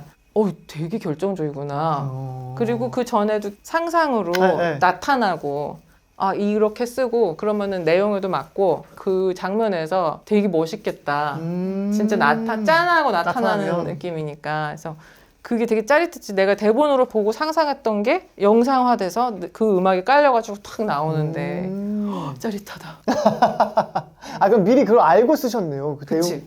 그래요? OST는 사실 그런 경우가 엄청 많은 것 같진 않던데. 아니야. 근데 한 제작사가 큰 데면 4화까지는 줄 때가 있고 급하게 들어가는 거 퍼입스러운 거 같은 건 아무것도 없었지. 그러니까 좀 케이스 바이 케이스인데 가창자로만 사실 해봐가지고 OST는. 그러면. 네네. 다음은 가인, 카니발과 피어나 둘 중에 한 곡은 어떤 곡이 누나에게 어떤 의미적으로 봤을 때? 내 개인적으로 카니발 좋고 작사가로서의 의미는 피어나가. 그래요? 너무 뿌듯하고 네. 좀 붉은 후일을 만들 수도 있는 주제라는 거 잘 알고 있잖아. 그쵸. 이미 약간 지금 좀 붉은해지려고 하는 것 같은데. 아니. 이 주제가 뭔지는 알죠? 피어나요? 네. 몰라요? 전혀? 피어나가 무슨 얘기인지? 안에까지는 모르겠어요. 진짜? 피어나는 많은 분들이 첫 경험이라고 알고 계시는데 정확히는 첫 오르가즘에 대한 얘기예요. 남자 MC지만 상관없이 얘기를 하자면 여자 시청자분들이 많을 테니까 여자가 자기의 성적으로 자신의 몸에 대하여 자기 감각을 깨우치는 게 남자들보다 훨씬 늦어요. 아마 거의 확실히 그럴 거란 말이지. 그러니까 내 첫 경험이 곧 내 첫 오르가즘인 사람은 내가 생각해도 거의 없을 거야. 그러니까 남자랑은 완전 이렇게 다른 역학이기 때문에 처음으로 내가 어떤 사랑을 통해서 환희를 느꼈을 때 진짜 이제 이게 이거구나, 찐이구나. 근데 특히 이제 사랑을 베이스로 해야지만 이제 그걸 다다를 수가 있는 그게 있기 때문에 이게 진짜 완전 풀블룸하는 그 느낌, 완전 만개하는 거였고 그 전까지는 다 그냥 봉오리였던 거구나 해서 느끼는 진짜 여자로서의 그 진짜 막 폭죽 터지는 그런 느낌을 표현하고 싶었고 그래서 그때 뮤직비디오에도 되게 과감한 장면이 많이 들어가 있었는데 그쵸 맞아요 그게 꼭 저걸 왜 들어가는데 근데 다행히 그때 그 콘텐츠를 굉장히 많은 분들이 이해를 해주셨어. 되게 논란이 논란이 될 수도 있었어. 왜냐면은 그 스스로를 위로하고 막 이런 것도 들어가 있었는데 근데 그거를 다 의도를 알아주시더라고. 이게 왜 있었어야 되는지 이게 어떤 진짜 쾌락 이런 거에서가 아니라 아마 스스로도 살아왔던 그 경험 때문에도 그래서 그런 얘기를 되게 건강하게 했고 가인이가 그걸 너무 표현을 잘 했고 맞아요. 그때 그 시대의 대중들이 거기에 화답을 해주고 해서 나한테 너무 행복한 기억이었어. 되게 어려운 주제인데 약간 작업을 하시면서도 이게 맞나? 뭔가 이런 고민의 순간들이 되게 많았던 작업이셨겠네요. 그럼 나는 만약 이걸 정했어 근데 프로듀서가 오케이를 해 그러면은 그때부터 난 고민은 안 하지. 몰라 프로듀서 책임이야 하고 아까 얘기했잖아. 이런 실무형. 그래서 책임은 프로듀서. 그러니까 이때는 누나가 진짜 아까 말씀하신 블로그 할 때처럼 진짜 완전 몰입해서. 그치. 가인이는 특히 막 이 가인이의 솔로로서의 디스코그래피에 대해 엄청 나도 막 성의를 들여서 가인이가 할 수 있을 주제라고 생각해서 가인이라도 따로 만나서 설명도 하고 가인이도 동의를 하고 그 나이 때의 여자 가수가 할 수 있는 주제라고 생각했지. 너무 어릴 때도 아니고 너무 나이 들어서도 아니고 딱 그 나이 때 가인이가 피어나를 그렇게 잘 표현하고 또 사랑도 많이 받고 했었던 게 정말 원 없는 일 중에 하나고. 이 노래는 사실 진짜 의미가 깊을 것 같아요. 그러니까 뭔가 가사를 넘어서서 그치. 어떤 메이킹적인 맞아. 전체적으로 컨셉부터 기분 좋은 작품. 다음은 조용필의 걷고 싶다라는 곡과 임영웅의 온기라는 곡. 여기 논란이 둘 중에 누가 더 좋아? 저는요? 근데 이 정도는 대답해 줘야지. 그럼요. 저는 걷고 싶다. 조용필을 걷고 싶다는 나에게 어떤 혼자인 것 같아. 그쵸. 그리고 가사가 너무 좋아요, 사실 진짜. 나는 항상 얘기하지. 창작의 끝은 가창이라고. 너와 걷고 싶다. 너와 걷고 싶어. 하이라이트는 그건데 네. 그냥 글로 써놓고 보면 너와 걷고 싶다. 너와 걷고 싶어. 그거잖아. 네. 감정을 그렇게 실어주셔서 그 앞전의 모든 글들이 더 잘 들릴 수밖에 없어. 약간 되게 평이한 표현을 쓸 때는 이 사람의 표현력을 믿을 때 막 멋있는 말은 글로써 좋은 거라 그쵸. 대사로서는 약해지는 경우가 많은데 표현력이 막 좋고 어떤 내공이 있는 분들한테는 그냥 되게 툭툭 던지는 말을 드렸을 때 그 표현력이 더 극대화돼서 나오거든. 그러니까 어떤 멋을 낸 어떤 후렴보다는 그쵸. 좀 더 담백하게. 근데 그게 딱 맞아 떨어졌던 곡. 저도 커버 한번 했었었는데 근데 사실 제가 담기에는 깊이 있는 가사였던 것 같긴 해요. 아직은 뭐 한 뛰고 싶다 정도. 맞아요. 다음으로 부하걸의 아브라카다브라와 최근 곡이네요. 아이브의 I am. 의미는 다 이 고인곡들이네. 아브라카다브라 내가 재밌는 거 하나 들려줘야겠다. 내가 데모 어떻게 보내냐고. 근데 이거 데모를 들려주면 사람들이 다 되게 신기해해서 무슨 그래요? 강연 같은 거 할 때 들려드리려고. 가이드를 듣다니. 가이드는 진짜 흔치 않은 기회인데. 그치.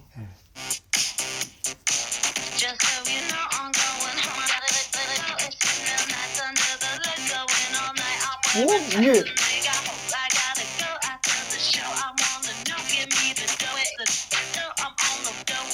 이걸 듣고 가사 쓰신 건가? 진짜요? 이거는 보이스 차핑 해가지고 제정신 아닌 사람 느낌 나잖아. 그 가사도 제정신 아닌 사람의 가사. 그래서 아브라카다브라 하고 약간 좀 뭔가 이게 완전 그러니까 이렇게 약간 그리고 데레데레 여기를 열이 이걸 약간 같은 말 반복해서 맞았어. 조금 이렇게 차핑한 느낌 좀 맞았어. 나게 만들고 그리고 다 좀 또각도해서 뭐 내가 그런 내가 이걸로 끝내 도치루해서. 오 방금 소름 돋았어요 근데. 저는 여리여리 여기서 일부러 맞아. 약간 뜨드드 이렇게 차핑한 느낌 반복되는 맞았어. 느낌 나게. 그렇지. 와 그랬다 이 말이야. 와 대박. 근데 어려우셨을 것 같은데 딱 듣고 저는 너무 생소하니까 음악이 뭐지 했을 것 같기도 한데. 근데 이거 듣자마자 약간 내가 이게 여기에 이 내가 끝에 뭐뭐 했잖아 내가 약간 이 말투 있잖아.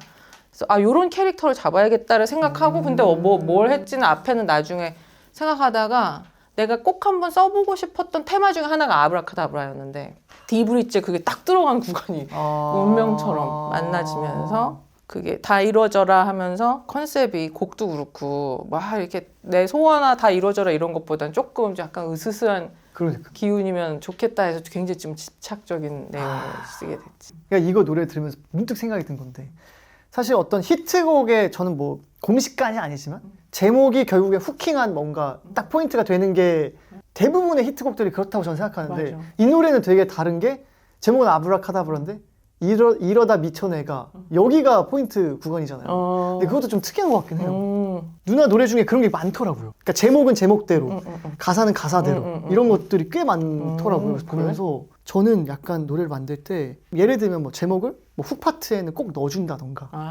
그래야 이제 뭔가 직관적이니까 그치. 그렇게 생각을 많이 했었는데 난 다 쓰고 제목을 정하니까 그래요? 종합한 내용이 그래서 제목이 될 때도 있고 이제 나만 믿어요 같은 임영웅 씨 곡 같은 경우에는 맨 마지막에 딱 그게 나가는데 요걸 똑 떼서 제목으로 쓰면 되겠다 뭐 그럴 때는 이렇게 요걸 제목으로 옮기자 할 때도 있고 이 내용에는 전혀 없지만 이걸 총괄하는 것은 이거다 해서 쓸 때도 있고. 저 같은 경우에는 빛날이라는 노래를 만들 때 제목이랑은 아예 관련 없는 그냥 찌질이 뭐 겉절이가 이제 그런 류의 음악이 저도 있긴 있었는데 많지는 않은 것 같아요. 다음은 태연 11시 11분. 이게 뭐라고 읽죠? 11. 맞다. 저번에도 제가 틀렸는데. 라디오에서. 아니 11시 11분이라고 해도 상관없어. 그 에일리의 저녁 하늘. 야. 안 돼. 그 둘은 찢어놔. 그래? 저녁 하늘은 내가 내 개인적인 얘기를 담으신 곡이에요? 담은 곡인데 저녁 하늘 가사 보면은 막 개인적인 느낌까지 안 나잖아. 네, 근데 전혀 결국 아니었어요. 가사는 그렇게 나오게 되어 있는 것 같은 게 저녁 하늘은 보면 온 세상이 날 떠나가는 것 같은 그 느낌이 싫어. 그렇게 시작을 하는데 내가 저녁 하늘에 이제 거의 약간 살짝의 연약한 공황 증상이 있을 정도로 되게 무서워했었어. 아 그래요? 나는 몰랐는데 커서 어느 문득 돌이켜봤더니 어릴 때 항상 엄마가 이제 막 해외에서 일을 하실 때도 있었는데 네. 나왔다가 다시 엄마를 공항에 내려주고 돌아오는 길. 네. 나는 항상 너무 슬프잖아. 네. 그때가 항상 같은 시간이었거든. 푸르스름해질 즈음의 하늘을 보면서는 나는 항상 그때 옆에 할머니도 있고 그러면은 울지도 못했어. 괜히 다 슬퍼질까 봐. 그쵸. 토해내지 못한 감정은 트라우마가 되나 봐. 그냥 좀 슬펐던 것 뿐인데 너무 억눌러 놨었어가지고 이게 맺혀가지고 그게 그렇게 고장이 났었는지. 근데 그걸 알고 나서부터는 저녁 하늘을 그렇게까지 무섭진 않아. 그 감정을 알고 나서요? 내가 저녁 하늘이 왜 무섭나. 그전에는 영문을 모르고 왜 이것만 보면 애가 이렇게 되지 했었는데 그걸 알고 나서 그거를 썼는데 이거 되게 사적인 감정에서 온 거지만 그 뭔가 그 노을이 진 다음에 어스름한 하늘을 보면서 누구나 다 그 어떤 쓸쓸한 감정을 느끼기 때문에 많이들 공감을 해주셔서 되게 좀 감동적인 그쵸. 일이었지. 네. 사실 1111도 너무 좋긴 한데 1111 내가 전문 가이드분을 내 돈 주고 섭외해서 그 가이드를 떠서 보내드린 처음이자 마지막. 그래요? 되게 어려웠어. 리듬이나 뭐 이런 게. 그래서 이게 가사가 이게 막 3음절인데 2음절 그쵸, 들어가고 그쵸. 막 어떻게든지 헷갈리실까봐 너무 나는 태연을 내가 너무 좋아하거든. 그래서 어떻게든 그래서 그것까지 떠가지고 보내드렸어. 너무 뿌듯해. 열정이었지. 이게 그러니까요. 도저히 내가 가서 하나하나 얘기하지 않으면은 그것도 내가 부를 수도 없고. 그쵸. 그때 후이가 있어서 후이한테 좀 해달라고 그랬어. 근데 저도 키가 안 맞아가지고. 키 낮추면 되지. 가이드가 조금 영어 가이드. 영어 가이드에다가 그래서 좀 이게 변환하면서 그치. 글자 수나 이런 게 글자 수 되게 많고 리듬도 막 불규칙하고 그랬어가지고 쓰기 좀 힘드셨을 것 같은데. 힘들어. 근데 난 글자 수 많으면 좋아해. 그래요? 쓸 말이 더 많아서? 이거를 적은 글에 몰아담는 게 더 힘드시구나. 힘들어. 어떤 말을 해도 그럼 짧은 거 안에 의미를 넣어야 되니까. 맞아. 그럼 마지막으로 이선희의 그중에 그대를 만나와 임재범의 Life is Drama. 그중에 그대를 만나는 원래는 당연히 어떤 곡이랑 붙어도 걷고 싶다 정도 빼고는 그렇죠. 맞아요. 대적을 할 수 없는데 라이프 이즈 드라마가 갑자기 이제 급부상을 할 수밖에 없었지. 맞아요. 진짜 모르고 썼거든. 임재범 쌤이 갑자기 은퇴를 하신다고. 작업할 때는 아예 모르셨구나. 그러니까 우리 싱어게임 촬영할 때 거기서 그거 할 때도 우리는 다 몰랐었어. 근데 갑자기 그게 은퇴 곡이 돼요. 그러니까요. 근데 벌써 가사가 근데 막 길이 막히고 되게 막막하고 이제 꼭 마치 그것을 임재범 선생님 이제 더 이상 이제 갈 곳 없는 사람처럼 근데 그게 아닌데 물론 뒤에 가면 그런 게 아닌데 전체적인 내용은 그게 아니니까. 그게 아닌데 마치 그 뉴스가 나온 다음에 그걸 보면은 좀 약간 은퇴를 주제화시킨 나는 그렇게는 못 쓰고 은퇴를 진짜 하신다 그러면 오히려 피할 표현들이 많은데 자유도를 열어주시기 위해서 말씀 안 하시는 당연히 거니까. 그렇겠지. 그쵸. 오히려 너무 포커스가 그쪽으로 몰리니까 음악이. 되게 극단적인 상황까지의 좌절. 그러니까 일상적인 위로가 아니라 오늘을 마지막으로 하고 끝낼래. 뭐 이런 밤을 맞이한 사람들에게 주는 그 정도의 아주 강력한 위로곡이 되길 원해서 왜냐면 임재범 선생님 목소리가 약간 호통치는 느낌 있잖아. 맞아요. 정신 차려. 그런 곡으로 만들고 싶었거든. 내가 세상에 임재범 선생님의 은퇴곡을 쓰게 되고 지금도 생각해보면 다시 작사가 처음 하던 그때의 나로 돌아가서 너무 믿기지 않는 일이 되는 거야. 진짜 기억에 오래 남는 일일 것 같아요. 영원히 남겠지. 축하드려요. 임재범 선생님 불러줘. 예? 여기. 제가 제 작업실로 한번 그러면. 그래서 후이의 발성교실. 무슨 말씀이세요? 절대 안 되고 그거는. 선생님처럼 한번 호랑이 창법 흉내 내보기 뭐 이런 거. 하면 좋긴 한데 배울 수만 있다면 다음에 제가 엄청 잘 돼가지고 한번 선생님 한번 음악 얘기는 진짜 많이 들을 수 있는 시간이어가지고 너무 좋았던 것 같고 또 진짜 많이 받는 질문 중에 탑2 영감 어디서 얻어요와 저작권 어떻게 뭐 이런 얘기가 제일 많아요. 저작권 뭐 얼마나 들어왔어요. 근데 뭐 금전적인 이야기를 떠나서 그냥 저작권료에 대한 궁금증이 진짜 많으시더라고요. 많은 분들이 어떻게 들어오는 거부터 뭐 언제 와 어디까지 그럼 알 수 있어 라던가. 사실 제일 궁금한 건 한 달에 얼마 벌었어 이건데 그리고 이게 왔다 갔다 하잖아. 그러니까 이거는 뭐 너 천차만별이어가지고 언젠지는 후이도 알잖아. 아 들어오는 거요? 23일. 그쵸. 매달 23일 날 들어오고 우리 이거 어플로 나오잖아. 그쵸. 스트리밍, 다운로드, 뭐 유튜브 이거 진짜 된 지 얼마 안 된 거야. 어디서 얼마가 들어오는지. 아 그래요? 무슨 곡으로 들어오는지. 저는 처음부터 있었어가지고. 그러니까 옛날에는 이게 말도 안 됐었어. 아 그래. 이게 궁금했어요 저는. 그냥 깜깜이었대 옛날에는. 깜깜이였어 내가. 그래서 요새는 내 월간 탑3도 볼 수 있잖아. 그러니까요. 효자곡이 누구였는지. 보자. 하고 11월 달 조금 서운했지. 저요? 11월인가 12월 서운하지 12월이요? 않았어? 잠시만요. 제가 근데 저는 요즘에 뭐 거의 매번 서운해서 12월인가가 더 이상은 뭐 이렇게 서운할 건 없는데 저작권자들이 단체로 서운했더라고. 나만 그런 거야. 11월이요? 12월 12월은 와 좀 서운하지. 많이 서운한데요? 서글프지. 저는 서글픈 거 넘어서 뭘 줄여야 되지라는 생각. 근데 이거 봐. 지금에서야 안 거지. 그쵸. 부자네. 아 이거요? 아 크게 생각 안 했던 것 같아. 이게 진짜 찐이다. 누나가 그러면 그게 누나가 저한테 그런 말씀을 하시는 건 진짜 내가 12월에 나는 서운했던 건 나는 알잖아. 근데 후이는 그 12월에 얼마 들어왔었는지를 아예 안 보았던 거야 여태까지? 아 보기는 봤는데 크게 생각을 안 했던 것 같아. 어차피 뭐 내 재산에 뭐 이거 뭐 1%도 안 된다 막 이런 거. 근데 제가 이게 진짜 누나 이 재산을 그 누나께서 저한테 말씀하시는 거 아니 그래도 진짜 아니 서운하지도 않다라고 하니까 아니 어떻게 재산을 누나 난 서운했어 12월. 저조한 상태이기 때문에 열심히 해야 됩니다. 공연권이 좋더라. 공연권이요? 몰랐어. 나는 가끔 이렇게 눌러보거든. 네. 이게 왜 이게 커지? 공연은 원래는 별로 그렇게 큰 게 아닌데 네. 임영웅 씨가 아이유랑 임영웅이랑 같은 해 공연을 했는데 다리 대형 가수분들에게 이 자리를 다시금 진짜 공연이 좀 감사한 그래요? 생각보다 그렇다. 공연권이 그래요? 그래 감사하더라고. 그럼 그렇게 들어옵니다, 아무튼 여러분. 뭐 노래방, 그쵸. 노래방, 뭐 스트리밍, 비행기요? 비행기에 삽입돼 있는 거. 그런 것도 들어와요? 그런 것도 그러니까 다 우리 생각보다 되게 저작권은 곳곳에서 발생을 하고.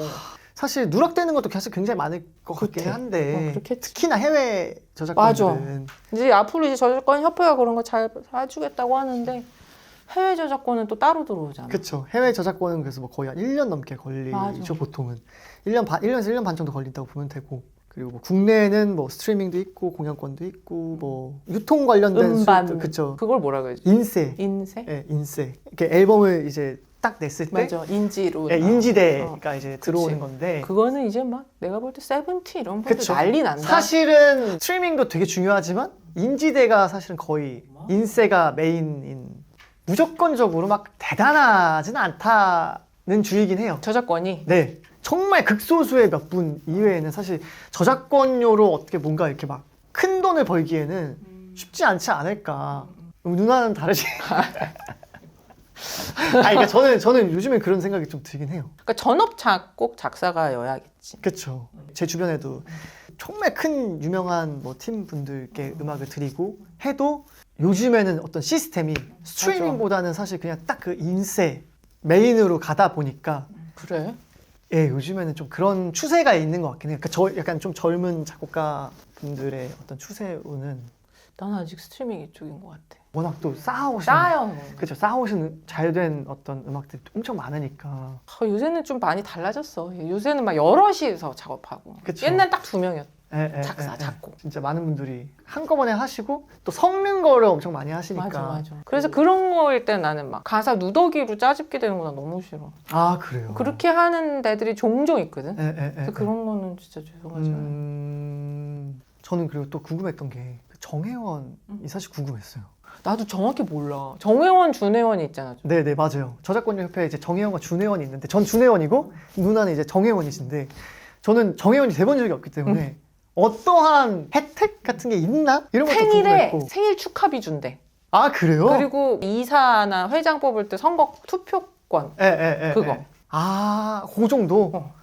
아, 그래요? 크게는 그러니까 없어. 근데 그 투표권이 때문에 이제, 정혜원이 되는 조건을 정확히 모르지만 1년 동안 뭐 얼마를 달성? 뭐 그쵸. 이런. 전체적으로 저작권 수익이 얼마 이상 어. 돼야 뭐 될 수 있다. 언제 되셨었나?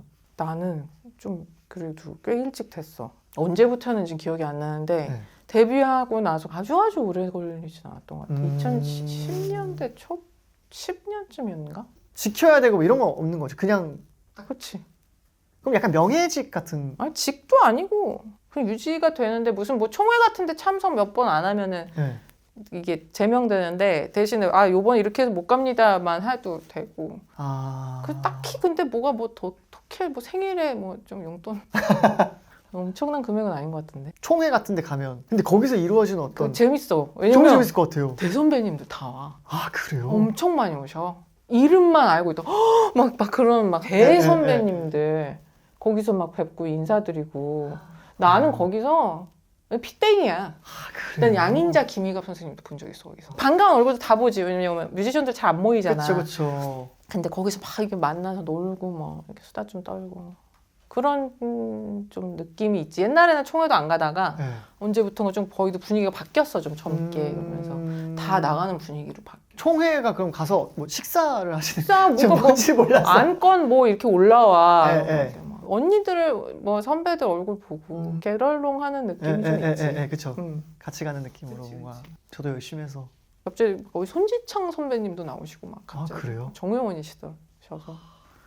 그 정혜원 정도의 어떤 그게 되면 내가 1년에 몇 등이고 이런 건 모르죠, 근데. 아예 모르지. 아, 그런 건 몰라요. 맥이나? 요새도? 요새도 계속 먹이고 있나? 모르겠어. 나 알고 싶지 않아. 아, 내 생각보다 낮으면 어떡해.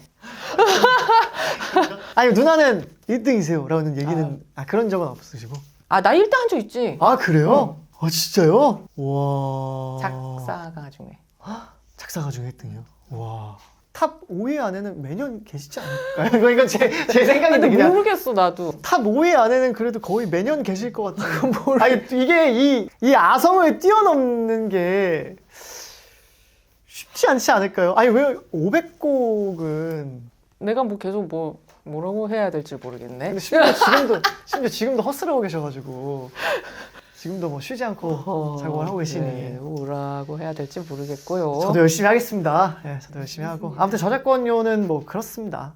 네, 뭐 후이한테 궁금한 거 한우 사줄 있으시면은, 정도는 돼요. 네, 궁금한 거 있으시면 또 댓글 적어주시면은. 네, 제가 제가- AS로 네. 별밤에서 또 물어보시면. 그러니까요. 제가 별밤에서 대답을 해드릴게요. 맞아. 궁금한 거 있으시면은. 별밤에 후엉이들 네. 여기 지금 다 모여 있겠네. 맞아요. 저작권료는 뭐. 굉장히 상관 안 한다면 지금 저작권 제일 계속. 아니. 저는 진짜 저작권을 잘 안 봐요, 근데 진짜. 근데 지금 저작권 얘기 제일 길게 하고 있는데. 아니, 저작권. 요즘에는 이제 제 손에 떠난 지 좀 됐다. 에이, 그거는 지금 요즘이 그런 거지. 에. 또 모르지. 어떤 곡이 어떻게 될지.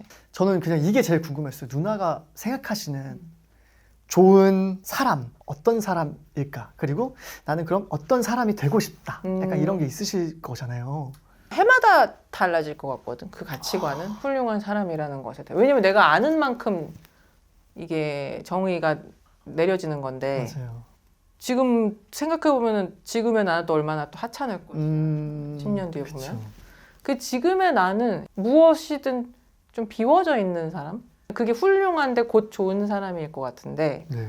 되게 좀 어렵기도 하겠지. 좀 비워져 있는 게 그냥 뭐 공허한 게 아니라 유한한 이 삶 안에서 네. 아등바등하려는 욕구가 조금 적고 네. 그냥 이렇게 유영하듯이 사는 그런 어른이 되고 싶으신 싶기는 거죠. 해. 내가 어떤 가치관을 정해서 그걸 지킨다거나 어떤 사람을 남겨주고 싶을 때 오히려 그런 정형적인 것을 꿈꾼다기보다 네. 오히려 되게 그냥 물고기처럼 이러다가 자유롭게 그냥 가인 카니발 얘기 나오면 내가 가진 죽음에 대한 이상적인 것은 거기 있었다는 건 알지만은 아무런 아픔 없이 그냥 흩어져 버리는 거거든. 네네. 모든 기억이 네. 잊혀지고 악착같이 아는 거. 그래야 누군가에게 또 피해를 안 주는 게 네. 결국은 좀 비워지면서 나오지 않을까. 하지만 난 난 가득 차 있어. 그렇죠. 누나도 많이 덜어내고 싶은 그런 덜어낼 게 너무 많고 항상 이게 삐질삐질 넘치고 있지. 그래서 이상향은 그렇지. 그냥 궁금했어요. 저는 모든 분들을 보면서 항상 궁금해하거든요. 꿈이 뭐야? 아니면 뭐 어떤 사람이 되고 싶어? 이런 게 되게 궁금해요, 항상. 저도 있으니까 그런 게. 유쾌한 노인이 되고 싶어. 오, 근데 너무 잘 어울리실 것 같은데요? 돼봐야 알지. 지금은 될 수 있을 것 같아도. 일단 지금은 유쾌한 건 확실하신 것 확실해. 같아요. 네. 확실해. 근데 그리고 노인이 됐을 때 네. 남들이 봤을 때 유쾌하다라는 것은 엄청나게 많은 조건이 필요해. 스스로는 절대 알 수 없어. 내 나이만 돼도 벌써 사람들이 나한테 직원을 잘 안 하는 나이가 됐거든. 재미없어도 누나 지금 진짜 핵노잼이에요 이런 얘기 어떻게 해. 어르신이 돼버렸잖아. 점점 더 좋은 말만 듣게 되겠지? 유쾌한 것도 에너지가 필요한데 건강도 해야 되지? 그 유쾌함을 발산할 수 있는 어느 정도의 사람도 있어야 되지? 그렇죠. 그게 은근히 어려운 일인데 그렇게 바라고 있는. 유쾌한 노인이 되고 싶다.